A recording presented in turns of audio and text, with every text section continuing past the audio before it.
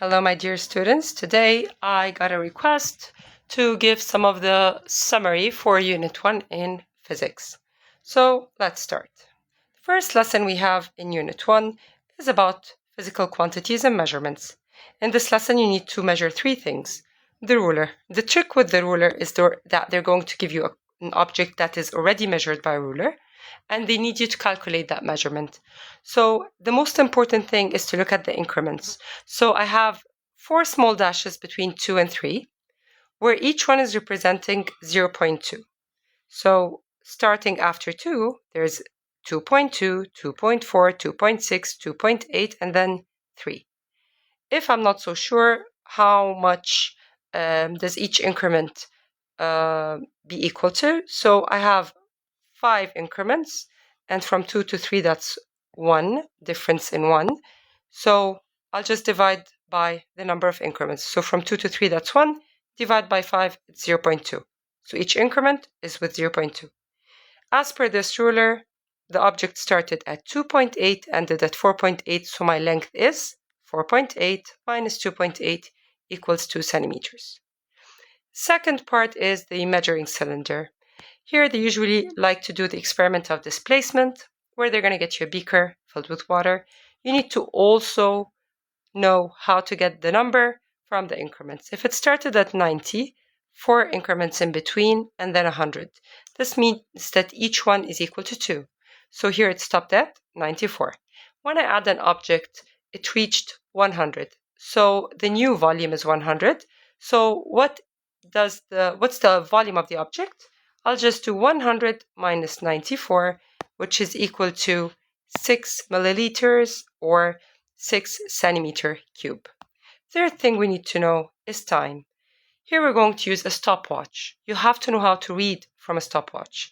The only thing that you convert in a stopwatch is the minutes. So you multiply the minutes by 60 to convert it to seconds.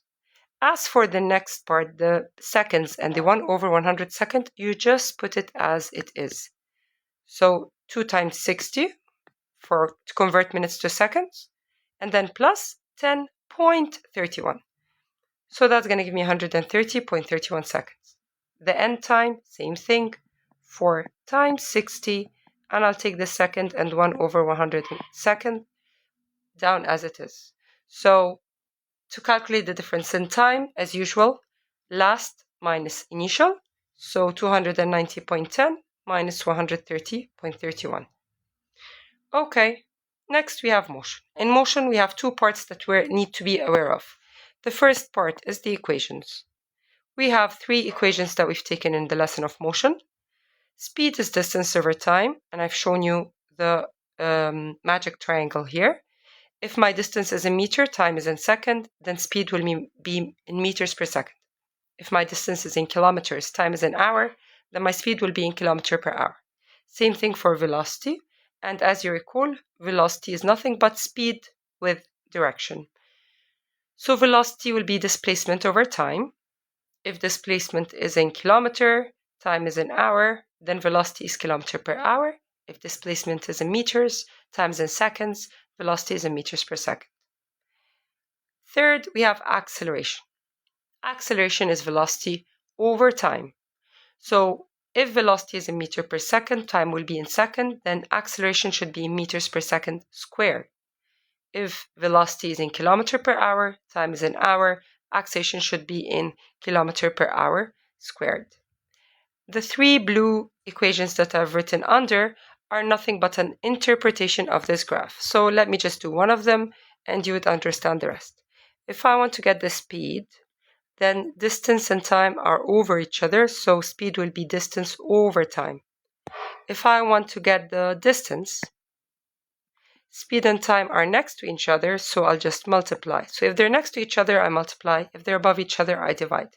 So distance will be speed times time.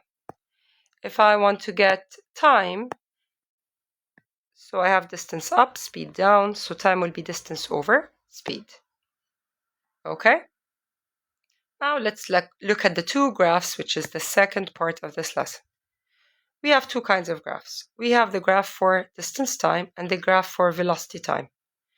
So in distance time, if the distance here, as you can see, I wrote some letters to be able to analyze the graph.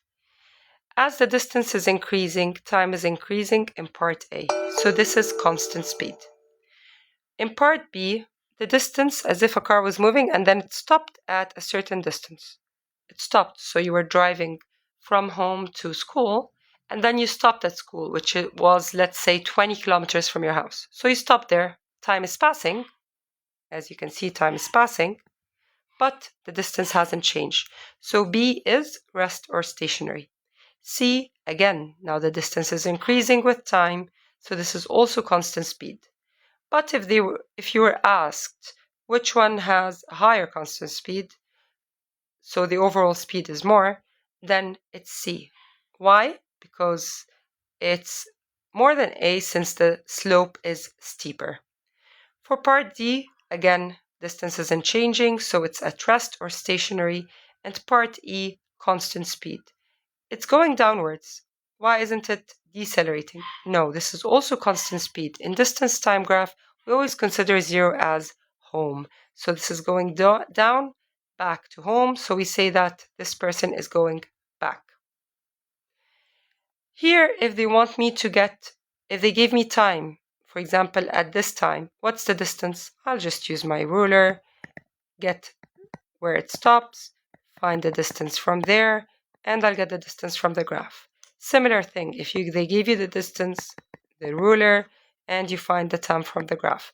If you want to find speed, I'll just do speed, distance over time, from the info they'll give me. So I can get everything simply from locating it from the graph.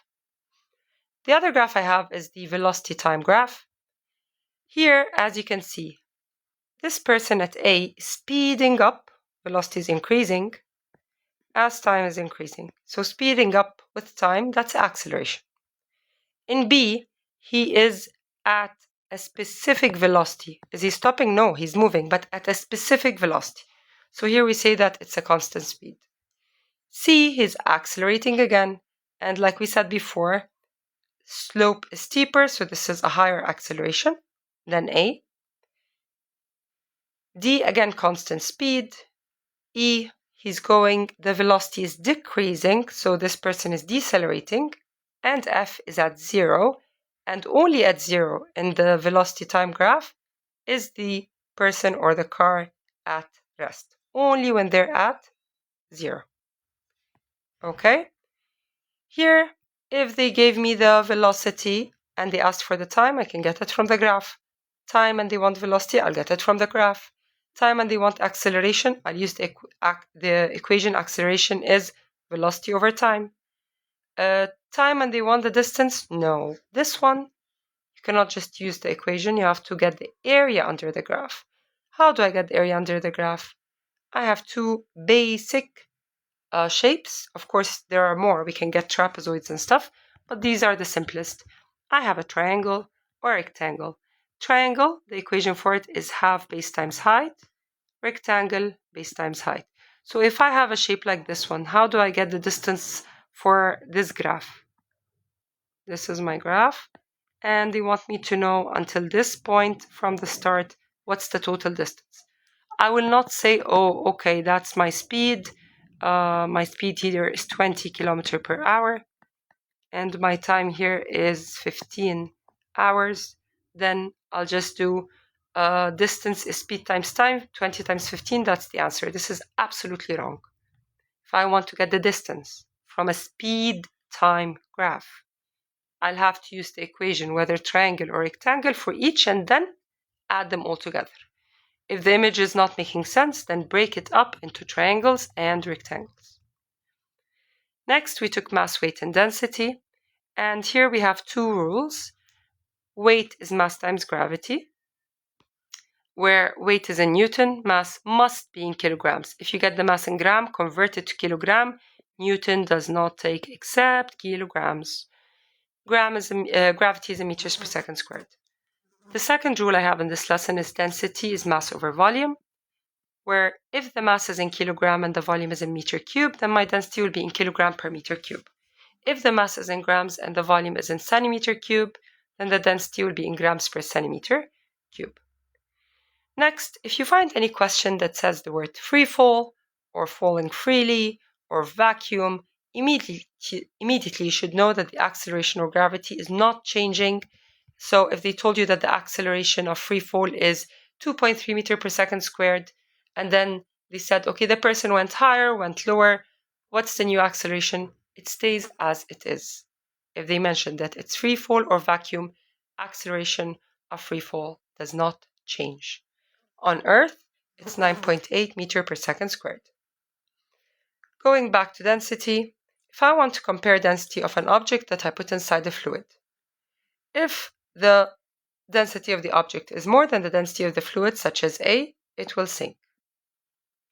If the density of the object is less than the density of the fluid, it will float. So I draw it right above the fluid. Don't draw it here. This is not right. Okay? If the object's density is equal to the density of the fluid, I just suspend it exactly at the fluid. Okay, that's for the first part. Let's go to the rest. Next, we have forces. In forces, in year 9, the core, we're only required to know the first two laws, first Newton's law and second Newton's law. First Newton's law says that if there is no resultant force, an object at rest will remain at rest, and an object in motion will remain in motion with the same velocity, same speed, same direction. Second law says that force is equal to mass times acceleration, such that if the mass did not change, imagine if you have a box, and I have two boxes, both of them are 20 kilograms. So I have two boxes, both are 20 kg. So they both have the same mass. Okay? I'm pushing this box A and box B. I'm pushing box A with more force, and box B with very little force. Which one will move more? Of course, box A. This will move more, and box B will move just a little.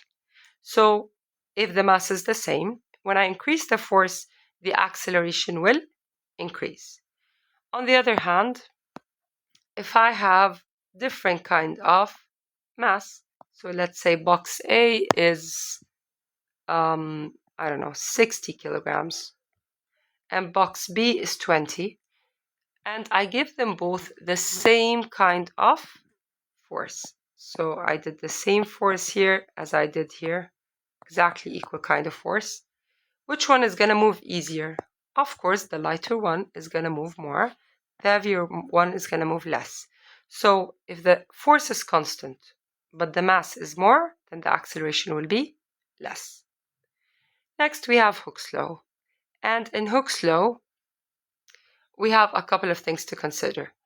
First of all, Hooke's law discusses how the force and extension of a spring are directly proportional, such that the relationship between them, known as spring constant, is calculated by spring constant K is equal to force over extension. Be aware that this is extension, not length. What do we mean by extension or length? If I have a spring without a load, then the length of the spring, let's call it L1. When I put a load, the spring will extend. So let's call this L2, the new length. So what do we mean by extension? The difference between L1 and L2 is known as the extension, depending on the load I just added. How do we draw this? We have a graph where we have the force versus the extension. The more I add the force, the more my spring will extend until a point. This point we call it the limit of proportionality, which means that this is the point where it does not become proportional anymore. That means if I add a little bit more force, the extension will be not proportional to my force. It will not increase in a direct slope.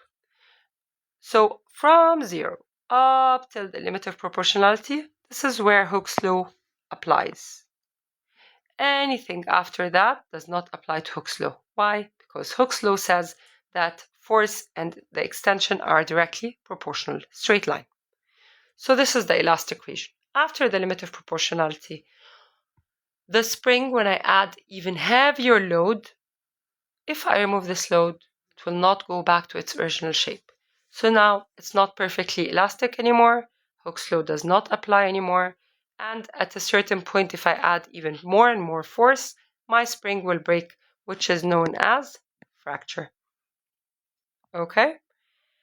Now take care that you can get two kinds of graphs in this question. You can get one which has, what's the x for? Like we said, extension. And the other one is length. Extension will always start at 0 because if I have no load, there's no extension. As you can see here, x is 0. There's no extension. But if they're using length, that means they're measuring the length of the spring before they add a load and after they add a load. So the spring will never be 0 because it already has a length. So the one with the length, you will find that it will never start at 0. It will start at a point later on after that. Next, we have the moment. And by moment, we mean turning effect.